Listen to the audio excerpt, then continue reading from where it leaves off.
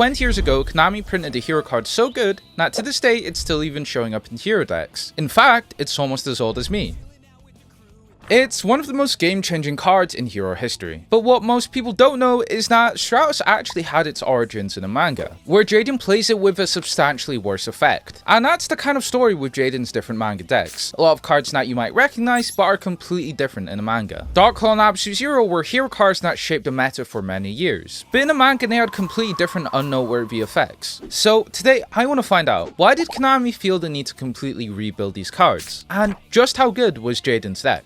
Now within the manga, there's 3 distinct decks that Jaden uses, with his past deck, his elemental hero deck, and his masked hero deck. And for most of the manga, it's the elemental hero deck that's doing the heavy lifting, so we'll start off with that one first. But to ease us off gently, we'll start off with 3 familiar faces with Bubbleman, Sparkman, and Wildheart. I'll quickly go over these cards as we've already covered them in depth, but Sparkman is a pretty solid 1600 beater, Wildheart's trap prevention effect barely matters on 1600 attack, but interestingly Bubbleman's effect is taken from its real life effect, which makes it a substantially worse card. It's nowhere as easy to pull off its draw 2 effect, as it requires you to have no other cards on your hand or field, compared to its anime requirements which were significantly easier to pull off. But the awkward thing is, these 3 cards are only shown in the very first duel of the manga, and aren't ever seen again in Jaden's deck, which implies that Jaden removes them for manga exclusive heroes. Moving on to the actual new cards though, Jaden uses a whole arsenal of new elemental heroes, where I will begin with knocking off the normal monster heroes that he uses, with Elemental Hero Lady Heat,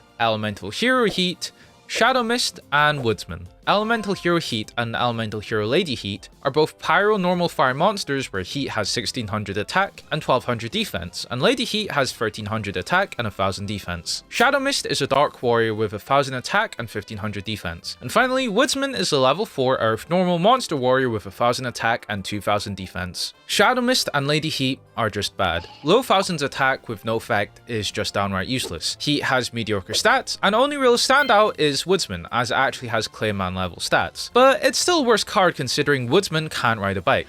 This puts Clayman in overdrive! Another interesting quirk about the heroes that Jaden uses in the manga is that the typing isn't exactly consistent. Shadow Mist and Woodsman are warriors, but for some reason, Heat and Lady Heat get the pyro typing, which actually hurt the deck considering there's a couple warrior support cards that don't work with Heat or Lady Heat. On to the actual heroes with effects, Elemental Hero Flash is a level 4 light warrior monster with 1100 attack and 1600 defense, and when this card is destroyed in battle and sent to the grave, removing this card from play lets you select one spell or trap card and add it to your hand. Being able to recover any spell or trap is incredibly strong, and with how strong a lot of Jaden's spell and trap lineup makes his card almost never dead, and there's always something useful to fish back. There's also Elemental Hero Stratos, a level 4 effect wind warrior monster with 1800 attack and 300 defense, where you can have this card's attack until the end phase. This card can attack directly this turn. It's pretty surprising to read this card given what it does in the manga, as it was a meta-defining card in a real game, causing it to get repeatedly placed on a ban list, and even to this day is still a core piece of every hero deck, but in a manga it was used with a generic direct attack effect. While it's not exactly the meta-defining card its real-life counterpart was, even with its generic direct attack effect, it's still definitely one of the best main deck heroes, as an 1800 body alone is already strong by this deck standards, and 900 trip damage each turn is genuinely a solid package. The water elemental hero in the manga is Elemental Hero Ocean, a level 4 water warrior with 1500 attack and 1200 defense, and while Umi is on the field, this card can attack directly. This card's effect is pretty odd, as it's basically a normal monster printed as an effect monster in disguise, and Jaden never even uses Ocean's effect in manga, making you wonder why they even bother to give Ocean this effect. It's also just a weird effect, given that it kind of conflicts with the deck. Why does an elemental hero card that will be used with heroes of other attributes require you to run a card that only supports water monsters? These videos take a lot of work and energy to make, so if you're enjoying the video and want to help support the channel, why not subscribe? And if you want to go an extra step further, why not check out my Patreon, where I'll be posting previews of upcoming videos, and you can also get your name in the credits of future videos. Elemental Hero Nosp is a level 3 Earth plant monster with 600 attack and 1000 defense, where every time this card inflicts damage to your opponent, its attack rises by 100 and its defense falls by 100. Every archetype has that weird family member they don't really like to talk about. Well, Hero have many, but Nosp just might take the cake. For starters, how the hell is Nosp considered a hero card? Heroes have always been humanoid warriors with cool designs, rippling muscles, basically characters that look like they could beat you up. But when you compare the sentient compost to its contemporaries, it looks completely out of place. The best compliment I can give to this card is that it's another monster to use for Gaia. That's literally the only plus I could find with this card. Its attack starts at 600, so you're gonna have a rough time even managing to get the ball rolling. But even then, so what? You go through 5 battle phases and end up with a monster of 1100 attack. This card's effect is so painfully slow that even if you change it to gain 500 attack each time it dealt damage, it still isn't even worth running. Don't worry though, stick with it long enough, and by turn 10 you can get a monster that you could already achieve with a single normal summon. It also lacks the warrior typing, and instead has plant typing, which is probably another point against it, but you're probably not going to want to use warrior returning alive on this card. Nosp also has an evolution by using Rosebud, a quick play spell where after the turn Nosp was summoned, you contribute Nosp and evolution summon elemental hero Poison Rose from your hand or deck. Well, what is Poison Rose, you might ask? Poison Rose is a level 6 earth plant monster with 1900 attack and 2000 defense, which can only be played via evolution summon, and your opponent can only target Poison Rose for attacks. Nosp seems to be like a bad root that spreads to every card it's involved with, as Poison Rose is just as useless. The card in a vacuum isn't the worst thing, but what makes it so particularly so awful is that it can only be summoned with Rosebud, so if your Nosp isn't on your field or you don't have Rosebud, then you're all out of luck. Rosebud is such a weirdly designed card. Tying a weak quote-unquote boss monster to be this inconsistent is bad enough, but the fact that you need to keep a monster with 600 attack on the field longer than a turn, or hell, on a lucky day, maybe a 700 attack monster. So yeah,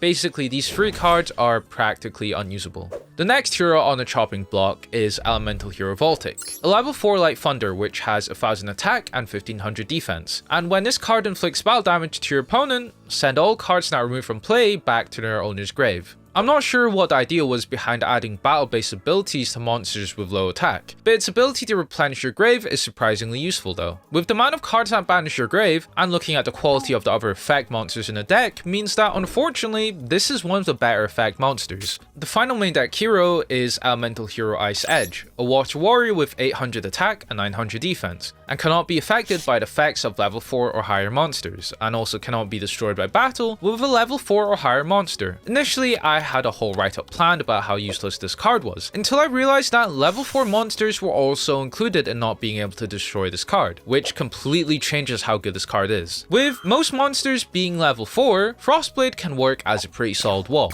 with a nice side of protection from monster effects. It still does result in embarrassing situations where an Acrobat Monkey can completely maul this card, but we aren't really in a spot to be nitpicking here. Speaking about cards that you didn't know about but are glad to have found out, today's sponsor is Whatnot, the #1 live streaming shopping app where you can shop collectibles, toys, trading cards, and so much more in real time. What I find so cool about Whatnot is that it's basically a live shopping community. You jump into a stream, chat with the seller, and pick up whatever catches your eye. So I jumped into the app to check out for myself. For example, if you love Yu-Gi-Oh cards, you can just search up any stream that's in the Yu-Gi-Oh community and instantly start making purchases. For example, this one seller was flipping through his binder and I managed to snag this ultra rare Torrential Tribute for only £5. And even if you don't like Yu-Gi-Oh, Whatnot has over 100 categories, so you're bound to find something you like. And if you use my link in the description or scan my QR code right now, you'll get $15 off your first purchase in the app. For example, this Metal Raider sealed European pack originally would be £30, but when you sign up with Whatnot using my code, it would now be only £20. And as always, thank you to Whatnot for sponsoring this video. Jaden's main deck heroes in the manga are definitely better rostered than the anime. While there are insultingly designed effect monsters that they may as well be normal monsters, such as Ocean and Nosp, at worst they have comparable stats to an Avian or Burstinatrix. And there are still a couple useful effect monsters with Voltic and Flash, giving pretty reliable ways of recycling. And Ice Edge along with Stratos are just straight up good cards. While the main deck doesn't have anything straight up dominant in stats like a Blade Edge, and has a lot of cards with weak stats, it at least beats out monsters with weak stats and no effects. But the biggest departure the elemental hero archetype takes in the manga has to be with its extra deck, which is considerably better than the fusion heroes in the anime. So let's get into them. Jaden's extra deck in the manga is mostly comprised of 8 hero fusions, 6 of which are known as the Omni fusions. And a major contributing factor as to why they're so much better is if you look at the fusion materials for each monster. Instead of needing 2 named heroes, you only need any hero monster plus another monster of the respective attribute, which solves a huge problem that fusion summoning in anime had, because even if you had 2 heroes and a polymerization, you were locked into one possible fusion, or even worse, you can even fusion summon, as there wasn't a fusion monster that existed with those materials. That's not even mentioning how in most cases you weren't even able to get the best possible fusion monster for that scenario, leading your best play to be stuck with a mariner on the field. But with these requirements the manga heroes have, not only are you basically guaranteed a fusion summon with any 2 heroes and a polymerization, you'll have the choice of multiple fusion monsters,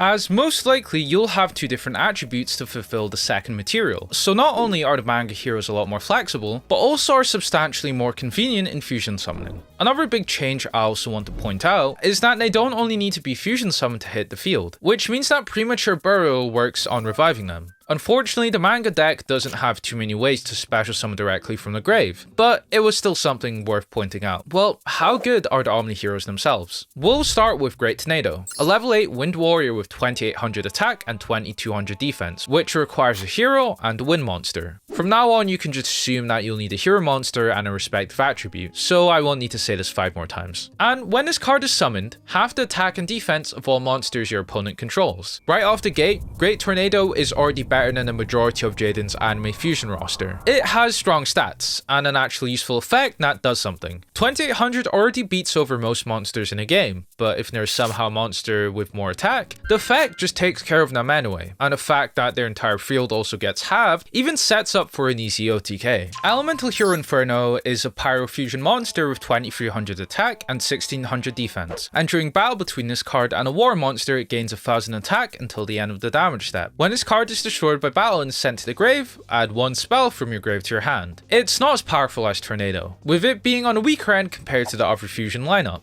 The water-based effect is cute, but is functionally useless. But the recursion of more fusion plays also can come in clutch if it ever gets destroyed in battle. As a fun fact, before research on Jaden's manga deck, I thought that Elemental Hero Nova was in the manga, but it's actually an OCG/TCG exclusive card, and is the only Omni hero to never appear in the manga, as Inferno is the fire fusion that was used in the manga. This was due to how real-life Inferno's fusion material required to use Lady Heat and Normal Heat instead of any generic hero monster, for whatever reason. So to make up for this mistake, Nova Master was made. Absolute Zero is a level 8 warrior with 2500 attack and 2000 defense, and gains 500 attack for each other water monster on the field. While not being too relevant to Jaden's deck, Absolute Zero is unique from the other Omni heroes, as it's the only fusion to not need an elemental hero monster, but can be used with any hero. This makes literally no difference to Jaden's deck, as Jaden doesn't ever use the masked heroes with elemental heroes, and it's most likely a case of the manga forgetting about this as a consistency issue. But regardless, this is just another normal monster disguised as an effect monster. It's a clear step down from its real life effect of providing a board wipe, as its effect kind of conflicts with its existence, as you'll be using up one of your 3 water monsters to summon it, and it's unlikely your opponent will be running water monsters, so it's essentially just a 2500 beater. But again, not much to complain about when it's a 2500 attack special summon. Elemental Hero Escurado is a level 8 dark warrior which gains 100 attack for each elemental hero in your grave. Escurado is definitely one of the better attack gain effects out of the fusions, as it isn't relying on the contrived requirements of specific attributes, making it a pretty solid beater most of the time. With a couple heroes in a grave, it can easily break the 3k threshold, which isn't too shabby, but by far the best attack gain effect has to be Elemental Hero Gaia, a level 6 earth warrior with 2200 attack and 2600 defense, and when this card is summoned, half the attack of one monster your opponent controls, and this card gains attack equal to that monster's current attack. Gaia's by far the best out of the Omni heroes, as it very easily can become a 3k plus beater, and just like Tornado, can handle any boss monster, and its effect basically guarantees a free 2200 damage on the turn it's summoned. The final Omni fusion is the Shining, which gains 300 attack for each hero removed from play, and when it's sent to the grave, add 2 of your heroes not being removed from play. The Shining's effect is another form of attack gain, and it's very situational. It's better than Inferno and Absolute Zero, as it doesn't rely on other attributes, and with the ways to banish heroes, it can definitely reach very high numbers. Its recycling effect is also definitely a plus. All in all, the fusion heroes are sort of flipped in comparison to the anime. Jaden's extra deck in the manga has a whole less utility and variety in its effects, which, while boring, is more than made up by the fact that you can actually summon them and have good stats, whereas Jaden's extra deck in the anime, they actually have effects other than this card gains attack. Ultimately, it's not the worst trade-off, as even if you don't have access to burn, destruction, or even protection that the anime cards have, the fact that you can actually special summon the fusions trumps any potential effect the anime has. The actual ace fusion of the deck though is Elemental Hero Terra Firma, a level 8 Earth Warrior fusion monster with 2500 attack and 2000 defense, which requires Elemental Hero Ocean and Woodsman. It lets you tribute 1 Elemental Hero monster you control, and then Terra Firma gains attack and defense equal to the attributed monster stats until the end phase. Ironically, Terra Firma is one of the worst fusions, especially when you can use the same exact materials to summon essentially what is an even better version of this card, being Gaia. For starters, Terra Firma breaks the trend of generic materials and requires you to use 2 specific heroes, meaning that you're already fighting an uphill battle to justify how this card is a better option than the other Omni heroes. Not just that, but it's another variant of an attack boosting effect, and requires you to go -1 every time you use its effect. While it definitely has the highest potential attack out of the fusions, that requires about 6 different cards to pull it off. And in most cases, you'll just be sacrificing a main deck hero, so the attack gain isn't really that much better than Askerados or even a Shining. It's ultimately just a very middling card that is hampered by the fact that Gaia is just a better version of this card in almost every way. The final Elemental Hero fusion is Elemental Hero Core, level 9 Earth Warrior with 2700 attack and 2200 defense, which requires 3 Elemental Heroes, and has the following effect. During battle, Core's attack doubles, and when it destroys a monster, you can destroy 2 cards on your opponent's field. When this card is destroyed, you can special summon Terra Firma from the grave. Now, technically Jaden's never used this in the manga, as it only appeared in a specific one-shot after the manga ended, and it was used by the original owner of the deck that Jaden uses throughout the manga, but I'm just going to assume that Jaden had this card in his possession, but never chose to play it for whatever reason.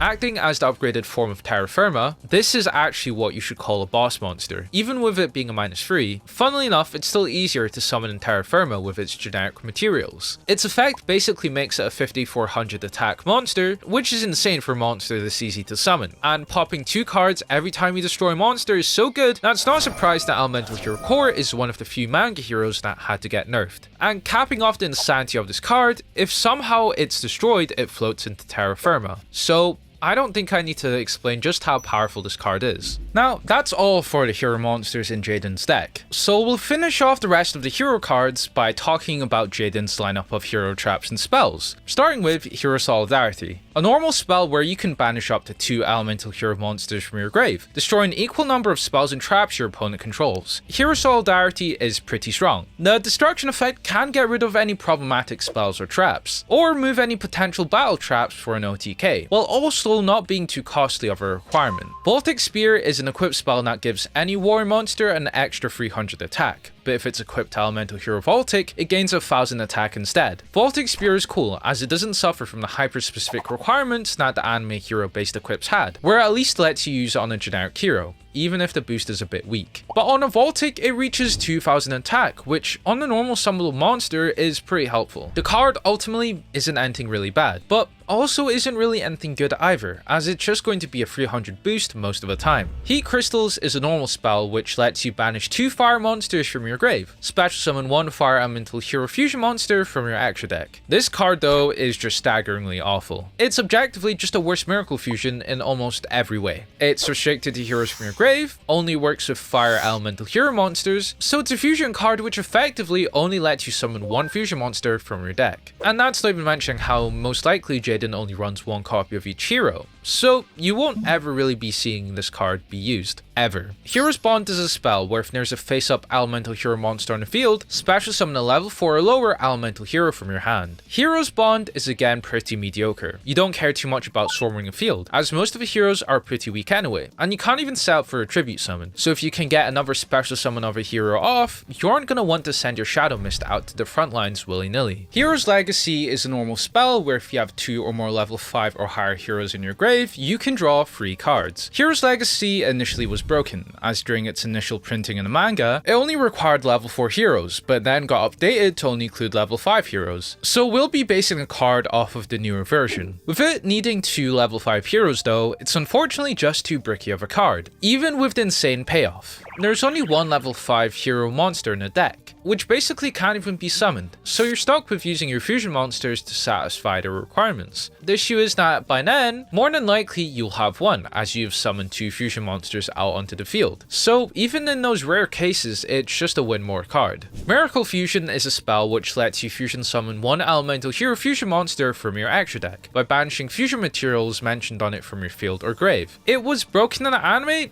and is broken in the manga as well. You can basically fuse into any monster in your extra deck with this card. It also has synergy with The Shining, turning it into a 30 to 100 attack monster at minimum, along with replenishing those banished monsters after it gets destroyed. The only slight downside Miracle Fusion has with this deck is that it lacks the toolbox access of cards that the anime deck had, as basically every fusion you go into is a variation of this card gains attack based on X factors, but it's still by far the best fusion card in Jaden's deck. Construct Element is a quick play spell where you return all elemental hero fusion monsters you control to the extra deck. Then, if possible, special summon an equal number of elemental hero fusion monsters from your extra deck of the same level as the ones you returned. Yes, it's slightly bricky, but it's generally one of the best OTK enablers this deck has access to. If you used it on most of the Omni heroes, it can easily add around 3k damage onto the field, with the slight issue that you can't actually access the best fusions with Gaia and Core of this card. Moving on to the traps, we'll start with something recognizable, with Hero Signal, which can be activated when a monster you control is destroyed by battle and sent to the grave. Special summon 1 level 4 or lower elemental hero monster from your hand or deck. It's an incredibly strong way to search for the correct fusion materials or maybe a Stratos to set up for a counterattack the next turn. Terra Firma Gravity is a normal trap where during your opponent's battle phase, if you control Terra Firma, all level 4 or lower monsters your opponent controls will attack Terra Firma. Terra Firma Gravity is a fun little card. Adding a ton-like effect to a 2500 beat stick is sort of cute, except that's tied to one single fusion monster that's almost never going to be summoned with its specific materials. And while making your opponent perform a self OTK is novel, it's something that sounds better on paper than in practice, due to how if you have summoned Terra Firma out, your opponent will most likely just turn their monsters to defense position to prevent any more damage being dealt. Late Hero is a trap that you can activate when an elemental hero monster you control destroys an opponent's monster by battle. Special summon 1 elemental hero monster with 1000 or less attack from your deck. Being a sort of inversion of Hero Signal, it's unfortunately just a slightly worse version of it. Most of your main deck elemental heroes aren't going to be doing much attacking, and destroying given the weakest stats, so this card most of the time is essentially only working on Stratos or the fusions, and maybe a Hero Heat if the cards align.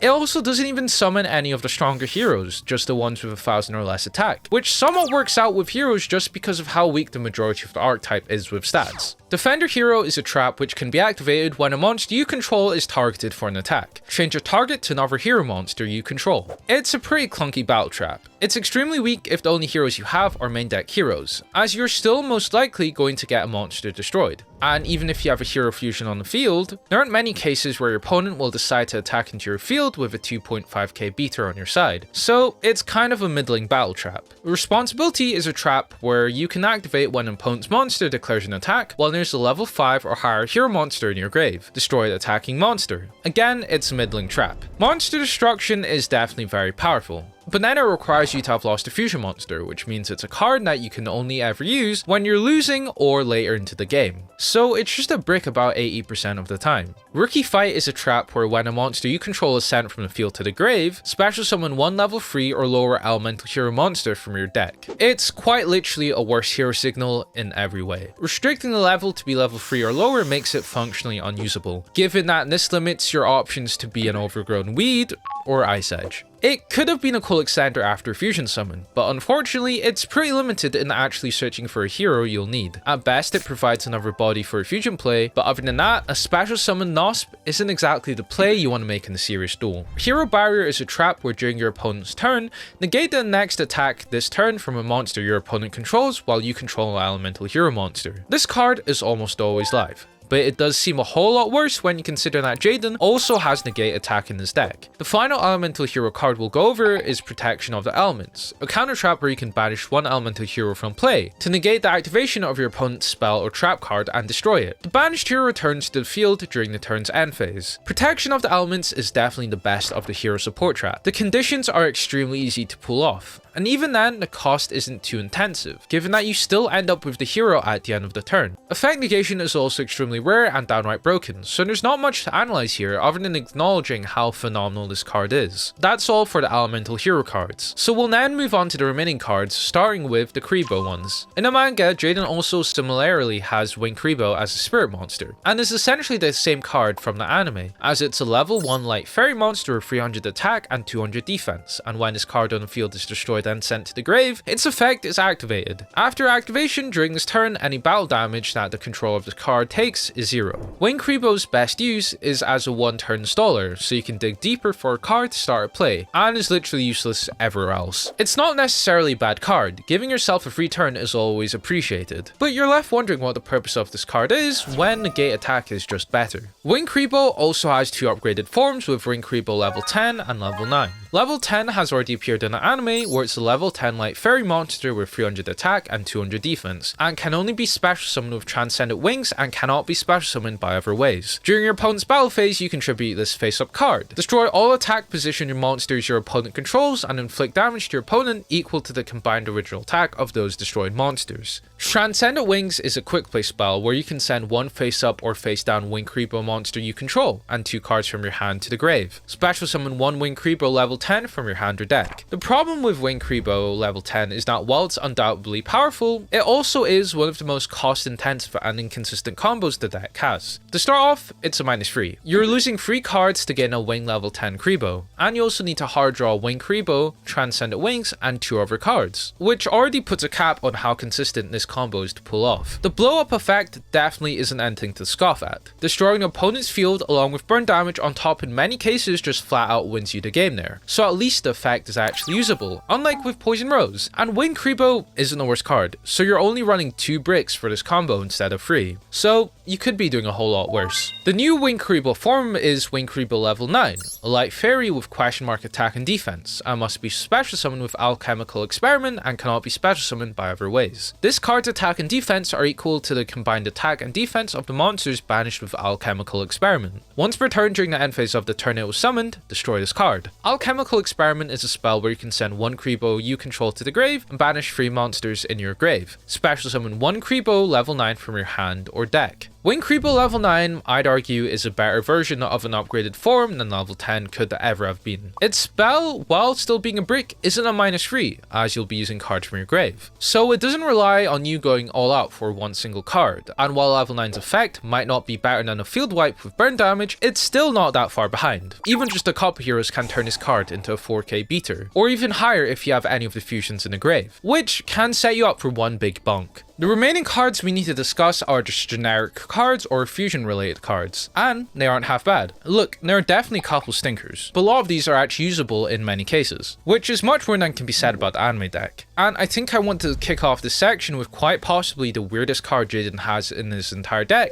which is Ryo, a level 4 light thunder with 1900 attack and 800 defense, which has the following effect. Your opponent cannot special summon monsters from your deck or add cards from their deck to their hand except by normal draw. When your opponent would special summon a monster, you can send this card to the grave, negate the special summon and destroy it. Jaden's really not beating the Floodgate Merchant allegations with this one, is he? Anyways, the stats on this card alone makes it a brilliant card. and it doesn't even conflict with the deck that much, given that it's a light monster, so that Jaden can use it for the Shining. So it's not bricking up fusion plays like it would be if it was used in the anime. The floodgate effect of preventing the adding of cards and special summoning isn't as relevant as it would be if it was the real life meta, but it still does block a stray Pot of Greed, which is nice. The broken part of this card though has to be negating the special summon of any card, as slapping this card alongside a big fusion beater prevents the opponent in most cases summoning a monster that can actually deal with your fusions, and still can even hold its own as a floodgate without easily being destroyed by battle, which weirdly makes the best card in this deck not be Hero Monster. Fun fact about this card, in the manga it's called Ryo without the Thunder King prefix, and that's because Ryo in Japanese means Thunder King, so Thunder King Ryo essentially means Thunder King, but hey, personally I think Thunder King Ryo sounds much cooler. On to the remaining spells and traps. We'll start with the fusion cards, which includes 2 copies of Polymerization, Fusion Birth, Defusion, Parallel World Fusion, Alternate Fusion, and Soul Fusion. Basically covered everything there is to say about polymerization. So I'll move on to the next spell, which is Fusion Birth, a card which lets you send the top 5 cards of your deck to the grave. If fusion materials are among them, special summon 1 fusion monster from your extra deck that lists the fusion materials. Another card that benefits a lot from how consistent fusions are in a manga deck, as if this was an anime, it'd basically be useless. But with how all you need to fusion summon is any 2 heroes, it means that in most cases the odds of you getting to fusion summon a monster is pretty high, and if you hit the high roll enough, you can even summon a core, making the card a bit less resource intensive.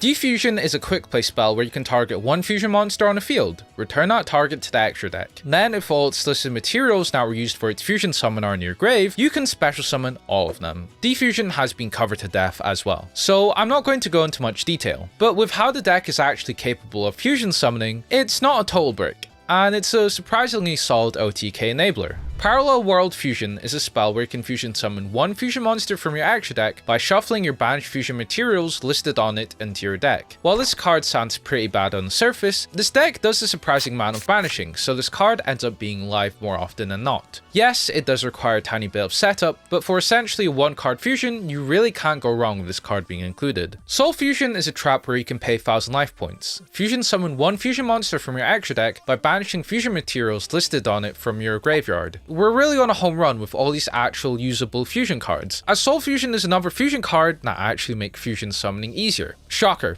I know. While it clearly is a worse Miracle Fusion, as it's slower and doesn't use monsters from the field, an upside of being able to summon something like Gaia on your opponent's turn isn't a good enough advantage over this trade-off, but a slightly worse Miracle Fusion is still a pretty powerful fusion card. Finally, we have Alternate Fusion, a trap which lets you fusion summon 1 monster from your extra deck, using monsters you control as fusion materials. It's probably the worst fusion related card. Like Soul Fusion, there's not a benefit to fusion summoning during your opponent's turn, and restricting cards to only be cards on your field means you have to keep at least 2 weeks sub 1000 monsters on the field to properly use this card, and even then they get blown up at the end of the turn, so I can't really see there being a benefit to using this card over any of the other fusion spells. Soul Release is a normal spell where you can target up to 5 cards in any grave, banish them. This card only has 2 synergies with the deck and is worthless for everything else. The first is that you can use it to give an extra 1500 attack to the Shining, which is insane, and the second is setting up for Parallel World Fusion for fusion summon. I mean, sure, you could use it to disrupt your opponent's plays, but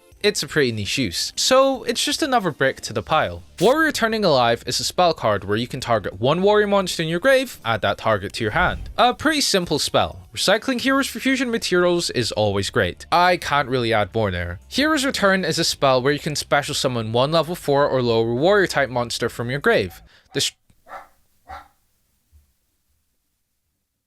Destroy it during the end. Destroy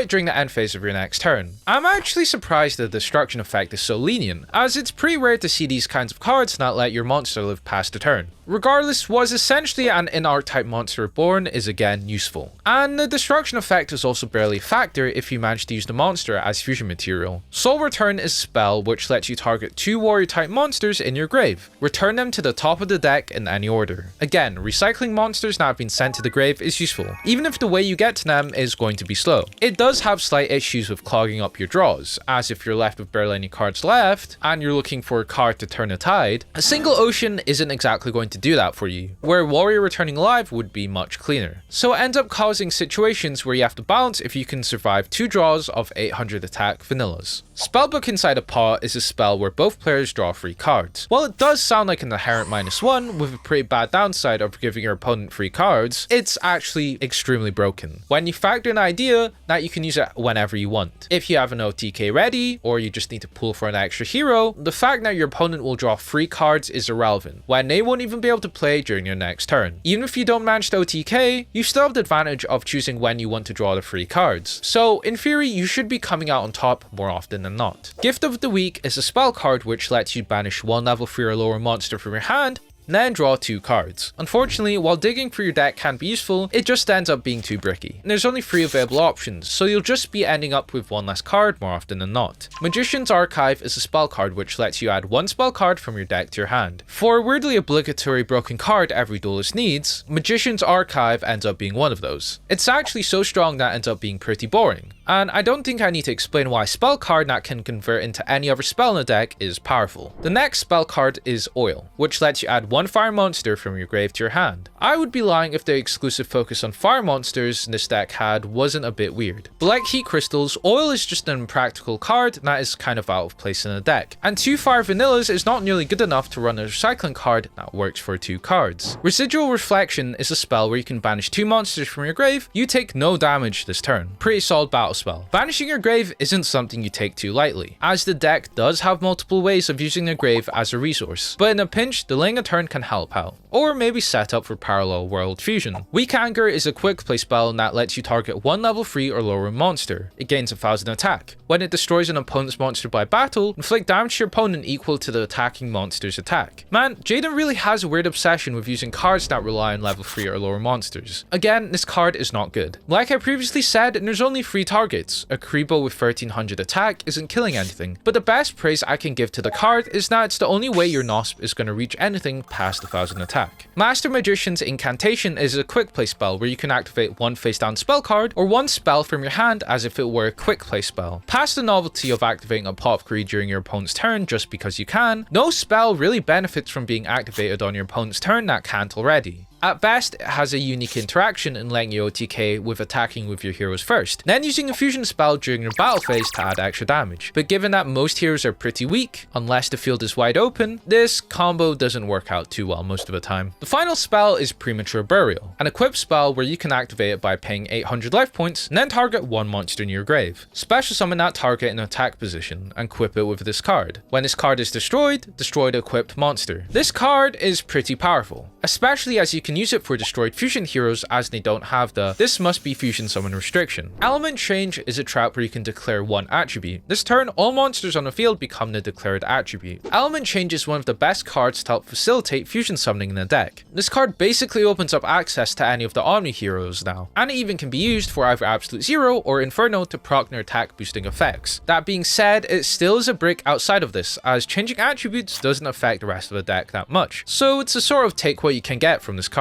Now, these next 4 trap cards are all pretty uninteresting and boring, so I'll quickly speedrun them. Swamp of the Fallen halves the attack of an opponent's monster when it attacks, and can even destroy their monster if their attack is low enough. Negate attack ends the battle phase, giving your entire field protection. Shield Strike inflicts damage to your opponent based on its defense, when your monster deals battle damage, which is basically half of the opponent's life points with the fusion heroes. And Backdraft is the final fire support card, which is just a fire version of Shield Strike, but deals burn damage based on a monster's attack. The final notable trap we'll discuss is Power Shackle, a continuous trap where the effects of all monsters on the field are negated. The controller must pay 500 life points to activate a monster effect. Jaden's apparently having a mini Floodgate theme going on with this and Thunder King Ryo, but I'm not sure how much this helps out Jaden. Paying 500 life points to activate an effect isn't too high of a cost, but it definitely can be pretty powerful if your opponent is running a bit low in a life point region. Another thing to mention is that in this era of Yu-Gi-Oh, it's a lot slower, so it's not exactly like monsters are getting effects spammed left and right. So the opponent can very easily just save to activate their effects when it actually matters, kind of bypassing the whole usefulness of this Floodgate. It's a card that would have been better off not even being included, as it can go from a card that's a one-sided skill drain to being completely unusable, or worse, prevent you from activating monster effects at all. But there's still one more final fusion monster monster we need to cover in this deck, as Jaden actually runs a fusion card that is totally unrelated to heroes, with Matt,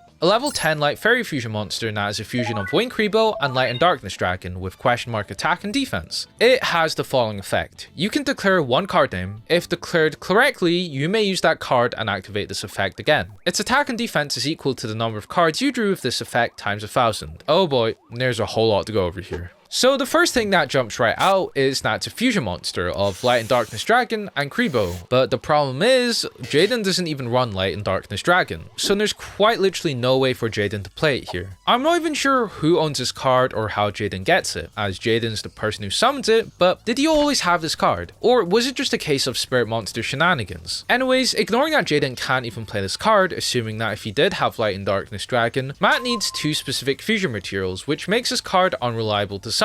But its effect is downright insane. The only time this card would ever work is if you're an anime protagonist and had a literal ancient spirit to help you essentially cheat by telling you what the top card of your deck is so you can go +6. But if you're a normal duelist, there's no world where this card can go off more than once, unless you've set up your deck with soul returns, so you're essentially going -2 for a monster with 1000 attack and a free draw. The weird thing is though, the manga card effect doesn't actually have a once per turn clause on it, so technically if you don't get the name right, you could just keep on drawing. But I'm chalking that up to the manga having not the best wording. Now, those are all the cards we see Jaden use for his elemental hero deck, but we haven't covered every elemental hero deck Jaden uses in the manga, as in a flashback we see him using a completely different elemental hero deck. And yep, you guessed it, it's his OG elemental hero deck from the anime. He only uses it for one single duel, but you can probably assume it's basically his anime deck with the usual suspects in, even if they weren't shown in the one duel he uses them. So it most likely had Necroshade or the other fusions in it. I'm not going to cover it again, but hey, if you're interested, you can go check out this 1.5 hour video on it that this really cool YouTuber did on it. The most interesting part of the duel that this deck is involved in though, is how it's the only time Skyscraper's effect was used for the opponent, which I thought was neat. But the final hero deck we'll cover in this video is another variant of the hero deck, where similar to the anime, Jaden drops his old deck for a completely new deck with the masked heroes. The main gimmick with these Power Ranger looking guys is that you can perform a fusion summon with only needing one single masked hero monster on the field, along with a fusion spell to carry this out, which, might I add, is a substantially better fusion style compared to whatever the hell contact summoning was implemented in the anime. The way fusion summoning in the main E-hero deck was done pretty well already, but transformation summoning might just be broken for the manga power levels with how easy it is. To explain why, I'll quickly explain the concepts of card advantage and inherent problems with fusion summoning. With how normal fusion summoning is done in anime, it had 2 problems. It was a minus in card advantage and was too inconsistent. You'd always be going -2 for the trade-off of ideally a powerful fusion monster, but also would be very inconsistent, as it required you to draw the 2 correct fusion materials needed along with polymerization, making it incredibly infrequent to actually carry this out. Omni Heroes alleviated one aspect of this issue, with allowing for more generic materials, meaning that any 2 heroes could always be converted into a fusion hero, unlike the anime fusions, and transformation summoning is a step beyond that. As not only does it reduce the inconsistencies of fusion summoning, such as needing the 2 specific materials, it also is only a -1 in card advantage instead of 2, as you only need one monster. This is a long roundabout way of saying that transformation summoning is a pretty dang strong form of fusion summoning, if not the best that we get to see used in the anime or manga. There's just 2 issues with the masked heroes. All the main deck masked heroes are normal monsters. Yes, it's a slight shame that we don't get to see new effects of potential masked heroes, so I guess there had to be a downside to a pretty broken form of fusion summoning, but when you look at how good the masked fusions are, you'll see why. The other issue is something we'll cover later when we talk about the fusion spells. So obviously I won't be covering the main deck masked heroes in too much depth. They are all normals where there's exactly one masked hero for each attribute, with masked hero Ray being the beater of the troop, with 1800 attack, and Basils being the weakest with 1000 attack. The stats on these guys aren't anything to write home about apart from Ray, so we'll move on to the real power players of the deck with the fusion masked heroes. And for once, the levels on the fusions actually matter. Starting off is masked hero Acid, a level 8 warrior fusion with 2600 attack and 2100 defense, and when it's summoned, destroy all spells and traps on your opponent's field and lower the attack of your opponent's monsters by 300 points. Already, we are on a strong start. Blowing up the entire back row on some summon is unheard of for a random fusion monster, and it even has a nice 300 debuff on top of that. In fact, it's such a good card that it's one of the few manga hero cards that didn't get a single line changed in its text, strictly because it's that phenomenal of a card. Hell, even a single spell or trap pop would have been enough to call this card good, considering how easy it is to summon along with its stats. I also want to point out that its effect activates on any summon, so even if you summon Acid without a mask change card,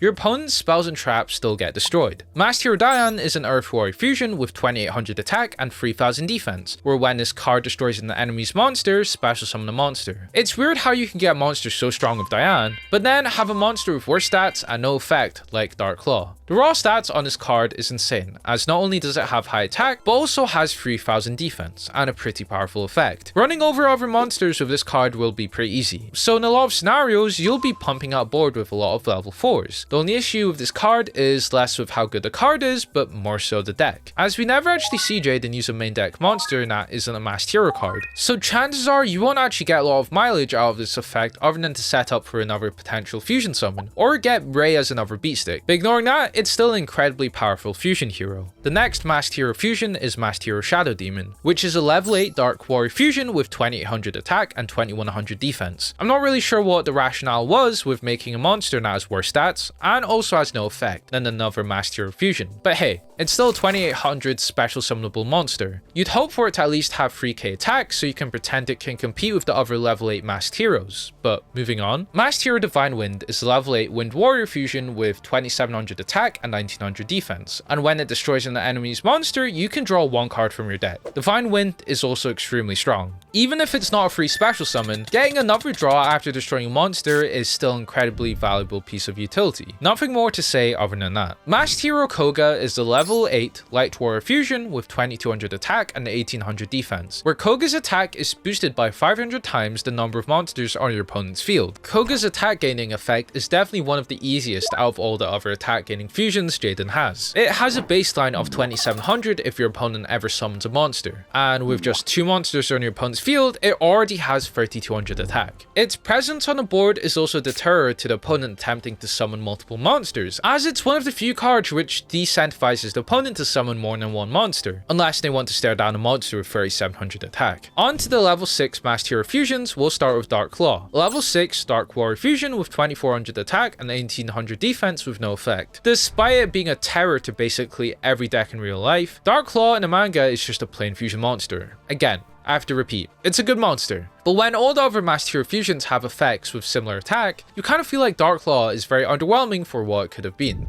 The next fusion is Masked Hero Blast, level 6 Wind Warrior fusion with 2200 attack and 1800 defense, and when it's summoned, you can have the attack of one monster on your opponent's field. Admittedly, it is a straight up downgrade of Elemental Hero Great Tornado, as its having effect only applies to one single monster, and has weaker stats. But again, even any card that can be summoned this easily isn't going to get knocked against that much. Masked Hero Goka is a level 6 Fire Warrior fusion with 2200 attack and 1800 defense, where its attack is raised by 100 points for each hero in your grave. It's essentially just an Escurado with 300 less attack points. In a vacuum, Goka isn't a bad card. It's got a pretty reliable way of getting attack. The issue is that with masked heroes, we don't know enough about Jaden's deck. Attack really make any decisions on how many other masked heroes there are, because if this is all we get, then the output of Goka's effect is going to be pretty weak. The last masked hero fusion is Masked Hero Vapor, a level 6 Water Warrior fusion with 2400 attack and 2000 defense, which simply can only be destroyed in battle. A pretty simple effect, but a powerful one. Effect destruction means this card is borderline unremovable off the field without the opponent running it over, and on a 2400 body, that's easier said than done. Unfortunately, there aren't any cards that can actually boost Vapor's attack to make it pseudo towers, but slapping this card onto the field is still going to cause a whole host of problems for the opponent if they have no way to out this thing. While not a masked hero, the final fusion card we'll discuss out of this entire video is Contrast Hero Chaos, a level 9 Warrior Dark fusion with 3000 attack and 2600 defense, and can only be fusion summoned with 2 masked hero monsters and has the following effect. This card's attribute is also treated as light, negate the effect of one card on the field. So the manga text is a bit vague, as it's quite literally the final card ever shown in the manga, so it's unclear if the effect works during either player's turn like in a real game, or if it's only activated during your own turn. For the sake of the video, I'll just be assuming that the card negates only during your turn, not the opponent's, as there's nothing that really indicate it works during the opponent's, but even then it's still a strong fusion. Thankfully, with its fusion materials, Chaos is actually viable. God forbid it's something like needing Masked Hero Ray and Dusk Crow, as with you only needing 2 Masked Heroes, it makes one of the easiest and consistent fusion monsters to summon Jaden has. The light attribute change is practically irrelevant, unless you're looking to go into Masked Hero Koga or an OTK with Mask Change, but that's a more niche circumstance. The real meat of this card is of course how it can negate the effect of one card on the field, which is pretty bonkers for a GX card. Even if it's a negate during your own turn, it's a pretty valuable way to block any problematic spells or traps, or even monsters that have effects that work during your own turn.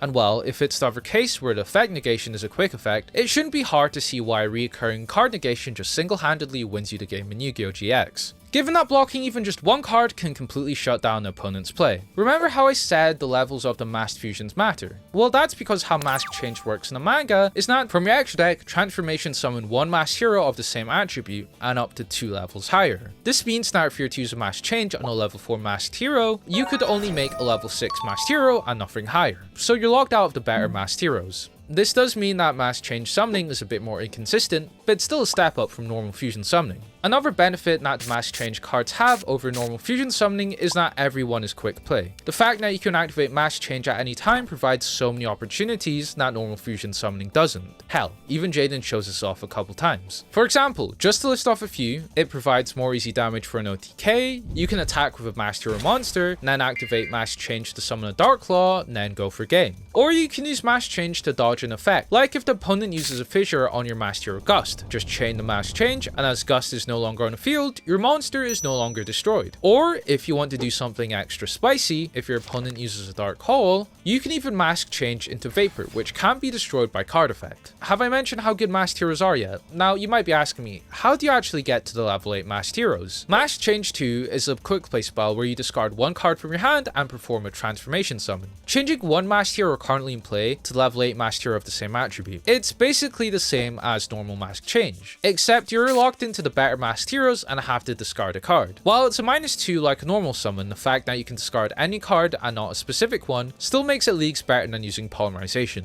And with how powerful the level 8 mass fusions are anyways, the discard is a negligible cost. Weirdly though, there's a straight up better version of Mask Change 2, in the form of Instant Mask Change, a quick play spell where during the battle phase, send one masked hero to the grave and transformation summon a level 8 masked hero of the same attribute. Unless I'm missing something, this is just a straight up better version of Mask Change 2. Sure, you can only use it in a battle phase, but most of the level 8s have effects that work during the battle phase, so it's not like it matters that much if you can't summon them during the main phase.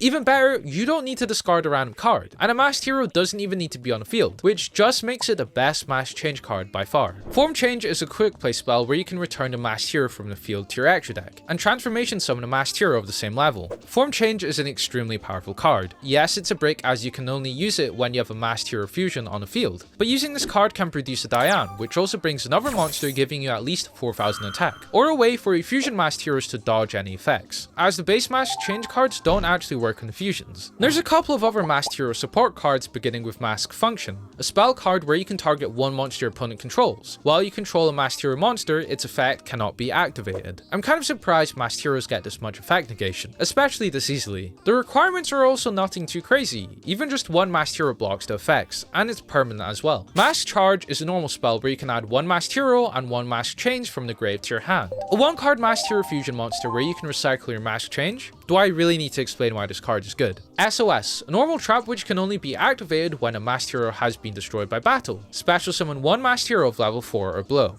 It's a pretty good card. You're only really using this so you can get the correct attribute to set up for a transformation summon. The final masked hero support card is Damage Mask, a trap where you can target one masked hero monster in your grave, special summon it, but destroy it during the end phase. A monster born is pretty decent, and even though the monster gets destroyed during the end phase, you could always use the monster for a transformation summon, or even use it on fusions. We've now covered every single deck Jaden has used in the manga, so now back to the question of the video. Which is Jaden's best deck? Well, if you ask me, both of his main decks are incredibly strong. The main focus of both decks is to utilize the powerful fusion monsters in the extra deck, so you would need to look at how good both decks are at doing this. The base Omni heroes obviously have an advantage with how their main deck heroes have effects that can be used, along with powerful cards like Miracle Fusion or Ryo, but I would ultimately have to give the edge to masked heroes. Transformation summoning is just too good of a way to fusion summon monsters to place it below Omni heroes. There is also the added benefit of the masked hero deck not having free random fire support cards for some reason. I'm sure the manga wasn't intending to make a statement that the anime heroes are worse than the manga ones, as including the anime heroes as Jaden's childhood deck was probably just a fun cameo. But with how Jaden ends up using the Omni heroes and never uses the original elemental heroes again, it's sort of just implying that the Omni heroes are better than the anime heroes, which also does make a lot of sense, because the manga doesn't have cards that make you go -2 for a monster with 1800 attack. Honestly, my biggest problem with the decks is just how boring their effects are. Not that the cards are boring because of how good they are, but more so in how a lot of the cards are just slight variations of each other. I mean, if you look at the Omni heroes, all 6 of them are just slightly different ways of gaining attack, which to me is the lamest way of designing a fusion monster. Yes, they're all pretty reliable and consistent, but when most of the extra deck is just another big beat stick, and maybe if you're lucky you get an extra effect on top, it does lead you to wishing for more, which is probably why they completely overhauled a lot of the hero cards for the real life game, which thankfully was the correct choice, considering it gave us cards like Stratos or usable main deck masked heroes. That's honestly the only thing the anime deck has going over the manga, is the variety in the card effects the deck has. I mean, yes, the Neos fusions are a blight on the cardboard they were printed on, but at least with the 6 attributes they all have in their cleared card design, instead of this card gains attack based on the X factor.